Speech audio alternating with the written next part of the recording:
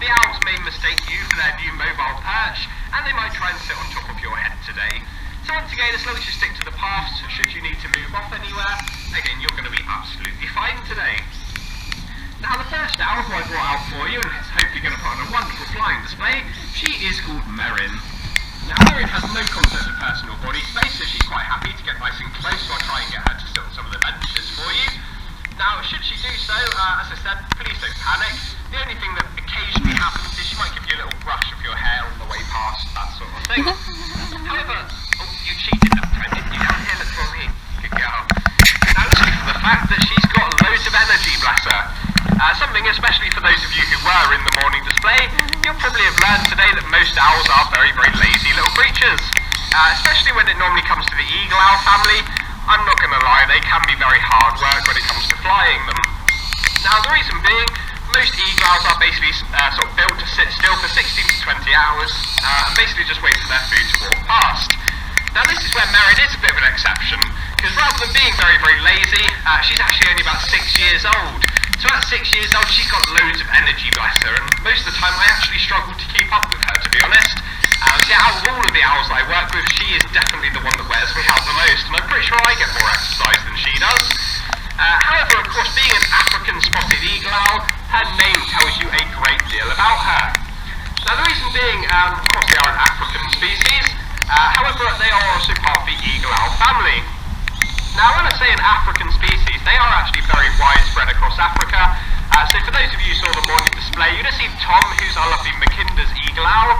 So whereas the Mackinder's eagle owls, they are quite specific to mountain ranges around sort of Kenya, Mozambique, places like that. The African spotteds like Merrin, they are very, very widespread. In fact, you tend to find them basically anywhere sub-Saharan Africa. Now for that reason, living in lots of different places, they do also inhabit lots of different environments. Now a few examples, you'll find them in sort of woodlands and forests, open grasslands, even some of your mountainous regions as well, so your rocky areas. Now for that reason, coming from different areas, something that people don't always realise about African spotteds is the fact that they do actually come in different colour variants. Now this is where it's actually quite a nice example here at the sanctuary. Of course you can see Merrin flying here this afternoon, and if you've had a walk around, you may have also seen another one called Ridcully. Now the reason I bring these two up is they are perfect examples of the different colours that you find.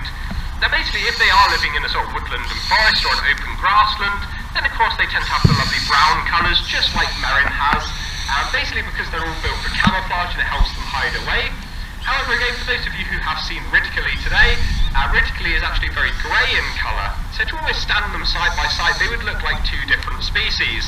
However, of course, the reason that Ridcully is very grey is if they come from the rocky mountainous regions, of course the grey is going to be better camouflage.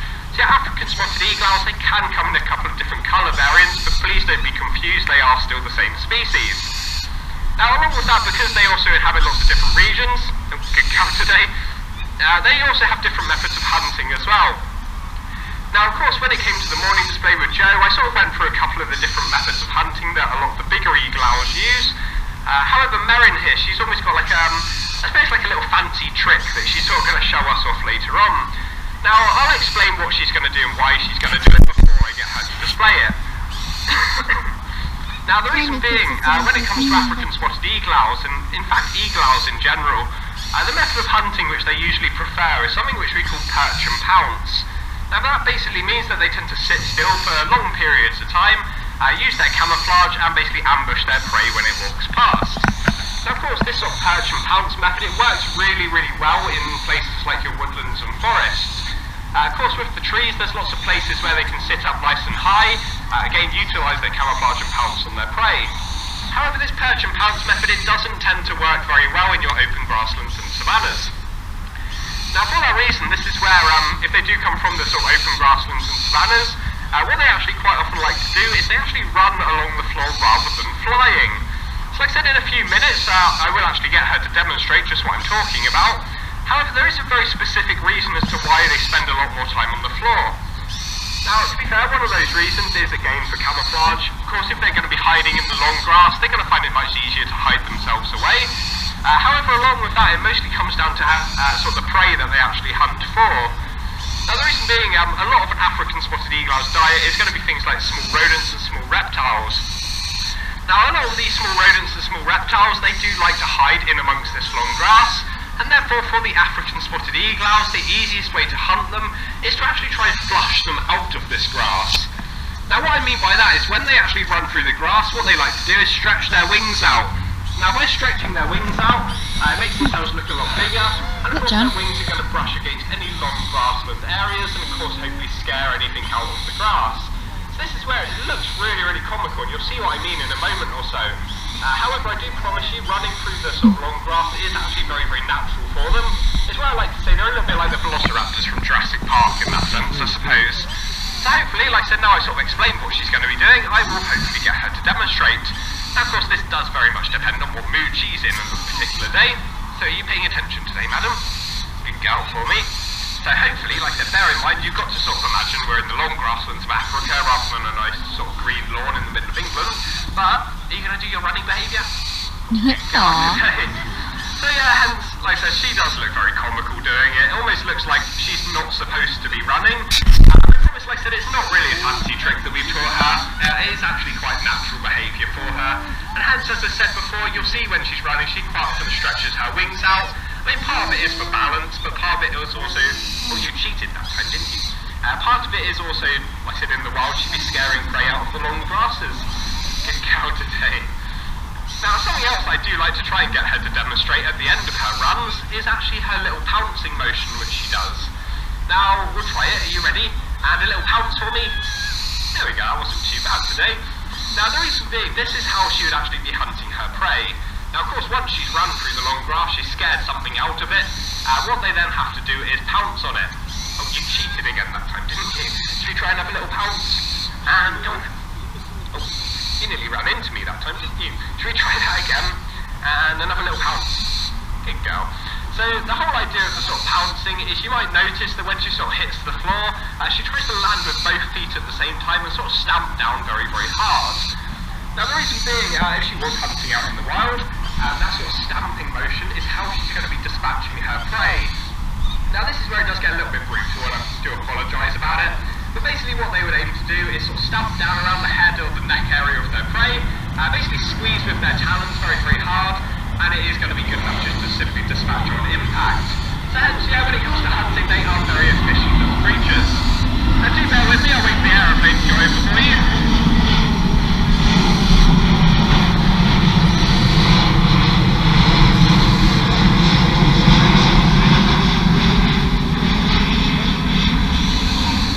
There we go, one of the joys of living right underneath Newquay Flight Path.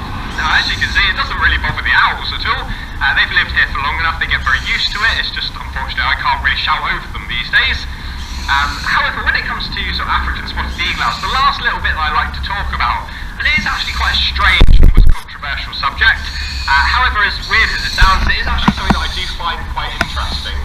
And basically what it sort of relates to is a lot of the sort of myths and legends that are surrounded by owls.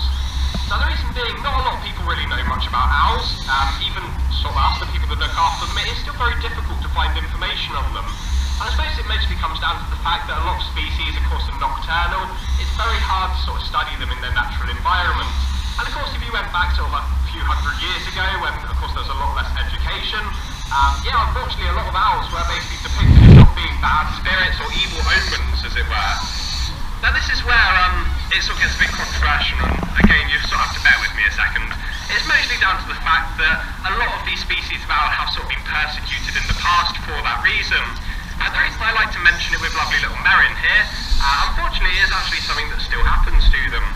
Now the reason being, of course, some of the more remote tribes out in Africa, again not being exposed to sort of education quite as much as some of the rest of the world, they do actually still believe that if they hear an owl hooting near their village at night time, it's going to bring death and destruction to that village.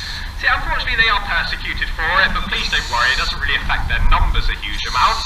And I do always sort of say we can't necessarily sort of judge them too harshly, mostly for the reason that we actually did exactly the same thing to barn owls here in Britain. Of course, barn owls are absolutely beautiful little species of owls. However, being bright white, a lot of people always thought they were ghosts or ghostly figures. And if you've ever heard a barn owl, They make probably the horriblest noise in the world, and Angel actually gives us a lovely demonstration, so I'll stop talking for a second. There we go. So yeah, that's exactly what a barn owl sounds like. They make a very harsh screeching sound. So yeah, through medieval times, British barn owls were also persecuted as well. Like I said, it's a bit of a horrible subject to finish on, I suppose, but yeah, hopefully it sort of just gives you a bit of a background. And like I said, owls in certain parts of the world, they are still regarded as sort of evil spirits or, I suppose, very, very superstitious animals. However, we are going to be moving on to the next owl in just a second. This is where Merrin is actually really, really clever, because most of them I sort of have to pick them up and take them back to her aviaries. Lovely little Merrin, she's quite happy to fly herself back home. So if you do bear with me, I'm slowly going to make my way to her aviary. Good girl today, Merrin. And this is where normally, once I get there, I can just show her a little piece of chicken, basically open the door, and she's quite happy to fly herself in. So we'll see if it's going to work today. It's probably where she is going to prove me wrong, of course, but you never know.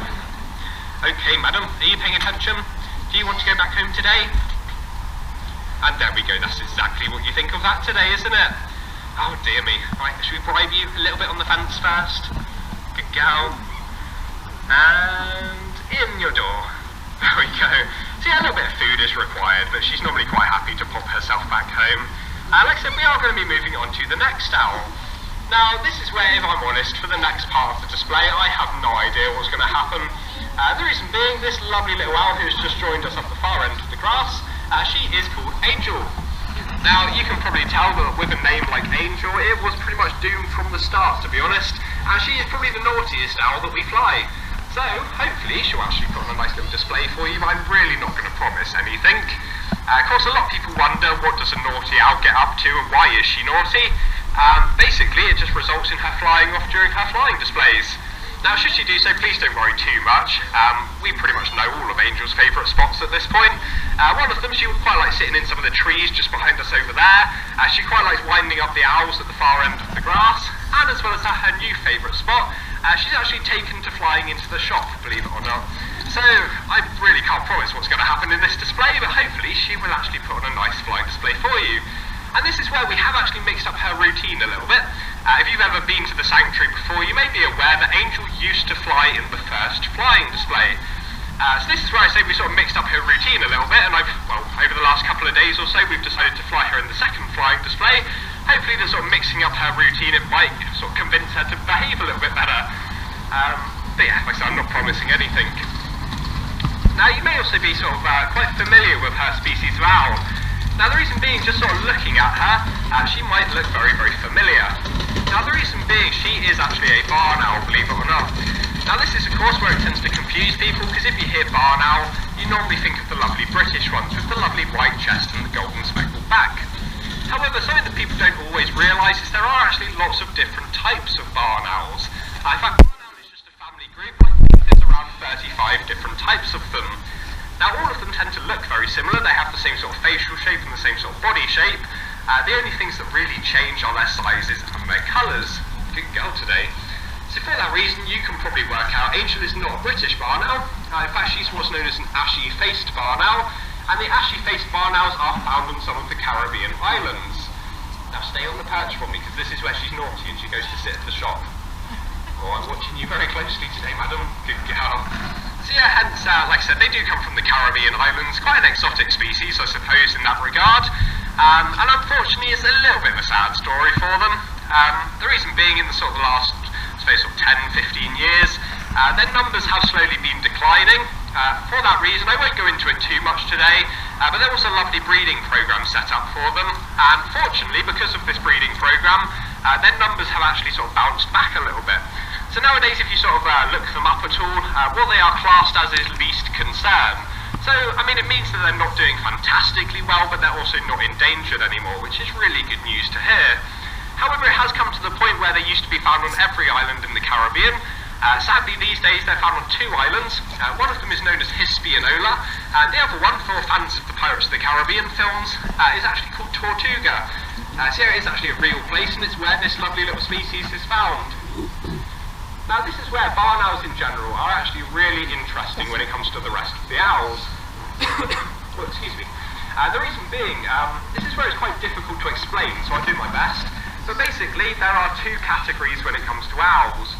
You get owls which are classed as old world owls, and you get owls which are classed as new world owls. Now basically your whole barn owl family are new world owls, and anything which isn't a barn owl is an old world owl.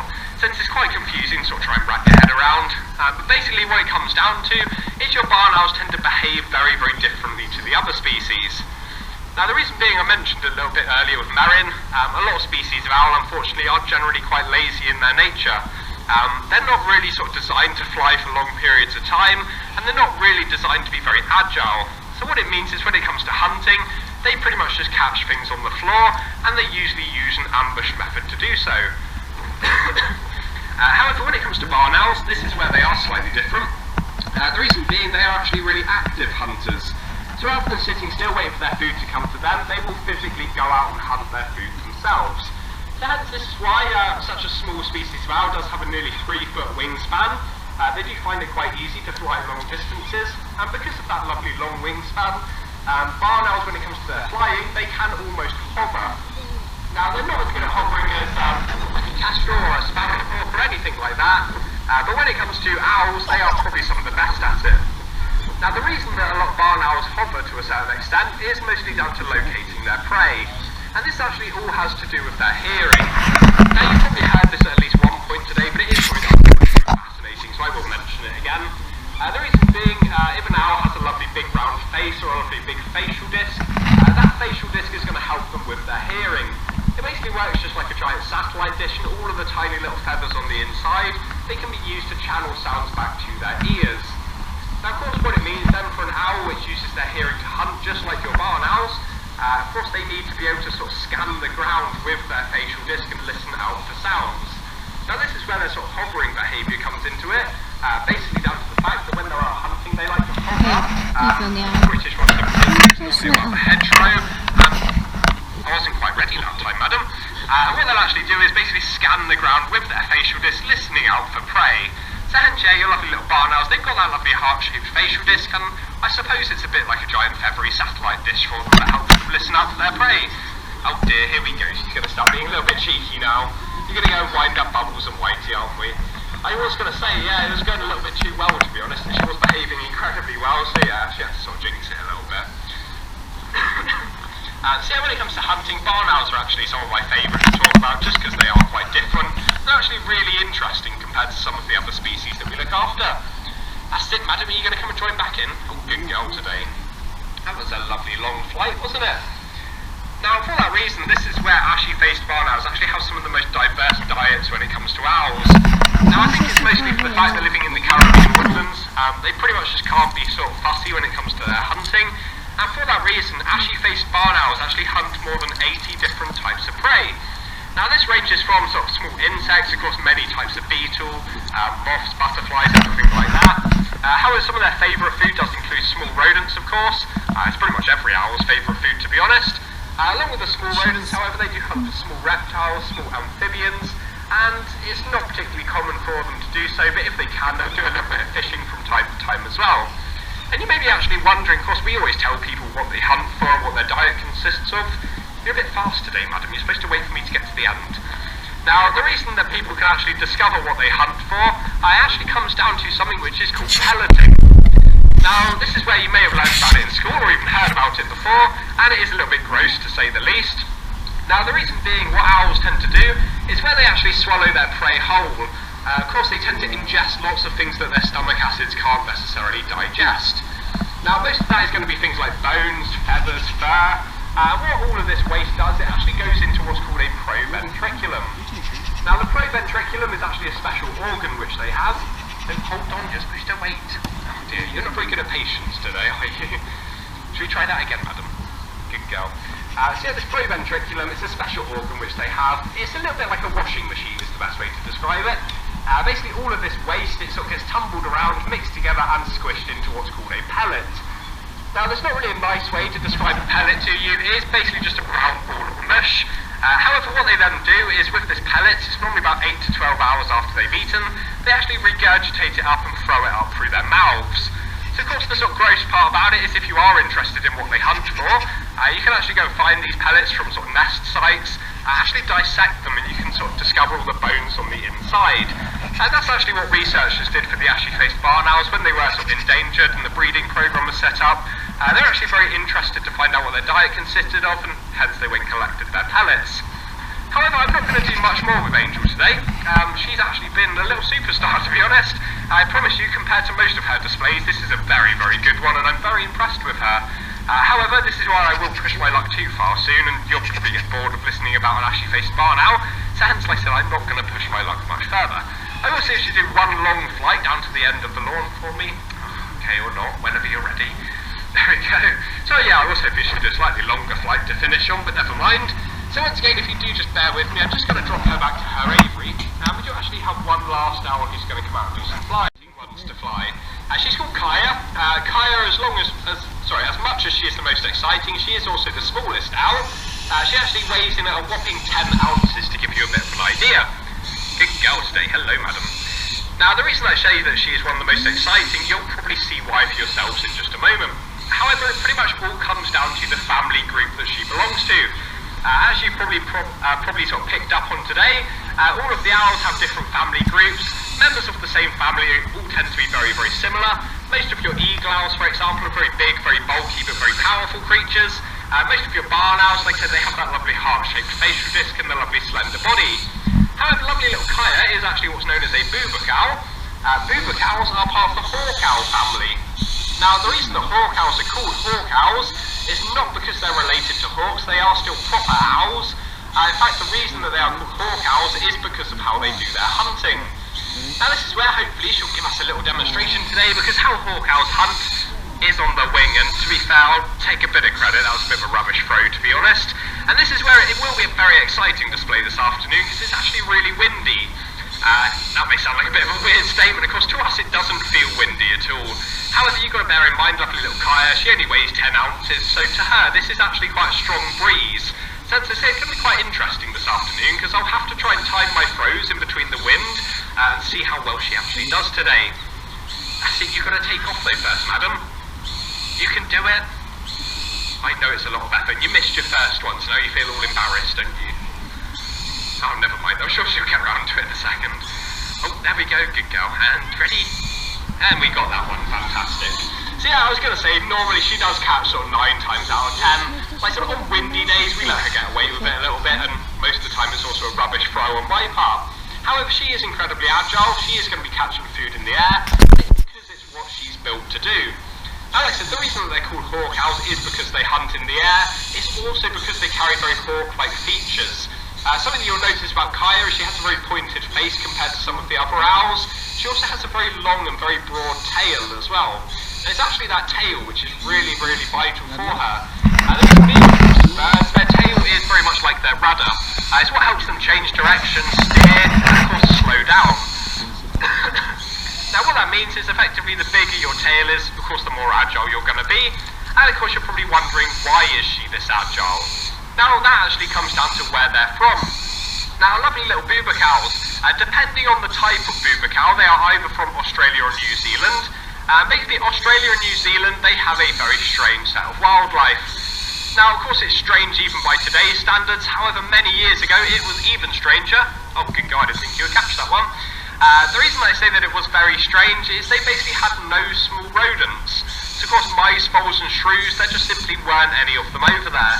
And of course, as you've heard today a million times, most owls, their favourite food is small rodents. So because there weren't any to hunt, they had to adapt themselves to be very agile, because all of the stuff that was the right size for this species was basically all the stuff that was flying around in the air. So it's going to be things like your small birds, bats and insects, for example. Now for that reason, this is where their agility really comes into play. They are actually very, very intelligent little species of owl, because they have learned that they can catch them on the wing. And one of the main ways that they actually do it is actually using human structures to their advantage. Now what I mean by that is they've actually learned to go and sit on top of street lights. What they've learned is they sit on top of these street lights long enough, eventually of course it gets dark, and the lights then turn on. Now of course once the lights turn on, the lights will then attract those insects, and the insects will attract the bats. So yeah, hence they've learned to use street lights to their advantage. And along with that, they've also learned to use humans, the easy way to say it. Now, the reason being, we actually had a lovely gentleman from Australia. It's quite a nice little story, this one. And we thought it would be a nice opportunity to bring Kaya out and sort of show off what she can do. However, I won't use the exact words that he did. He was actually very rude about Kaya, mostly for the reason that he said they were a massive nuisance. Now, what he had actually done is on his bungalow, he had fitted it with lots of security lighting. And of course, all of this security lighting was motion activated. So of course, if something moved past the sensor, the lights would then turn on. Now, of course, what it meant was these lovely little owls had figured this out.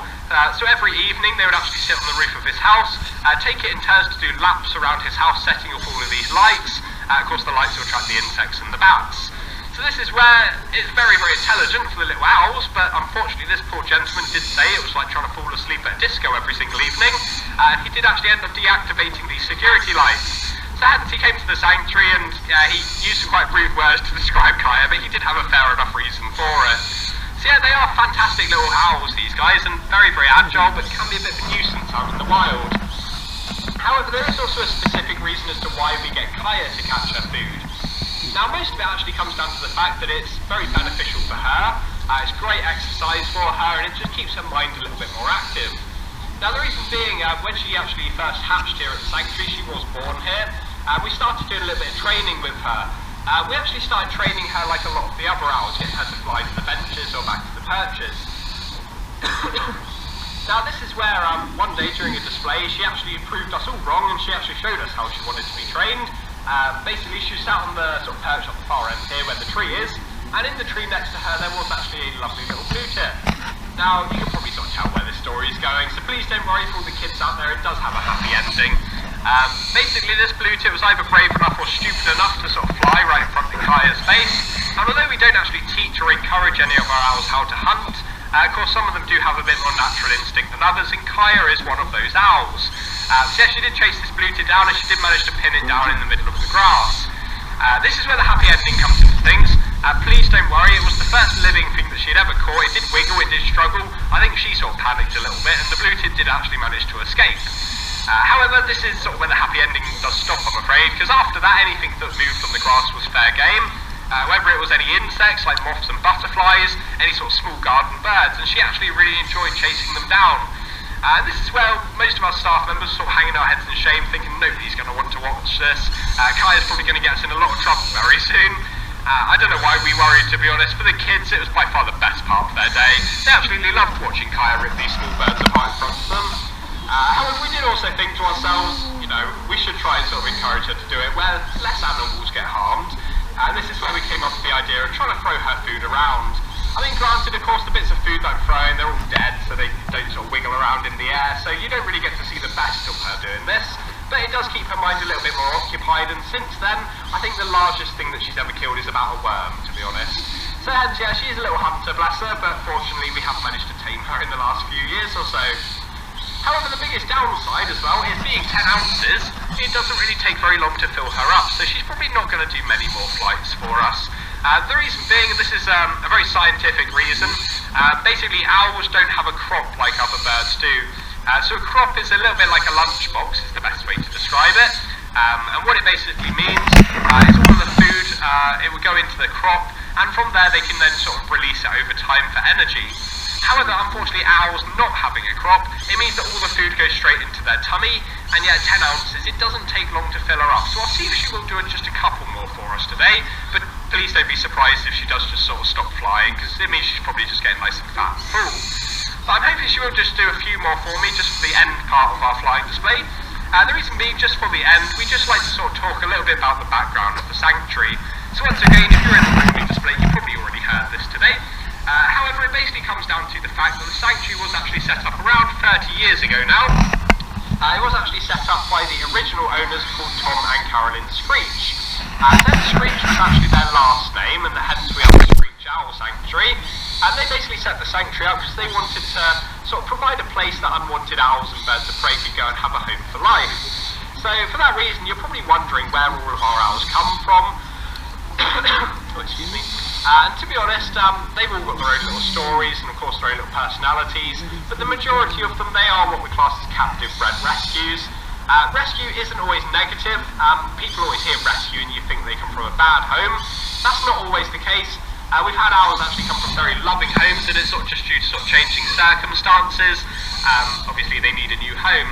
So they quite often come from expats, zoo closures, bankruptcies. I mean, we've had owls from everywhere. Now for that reason, all of the owls that you will have seen as you are walking around, as I said, they are actually all captive bred.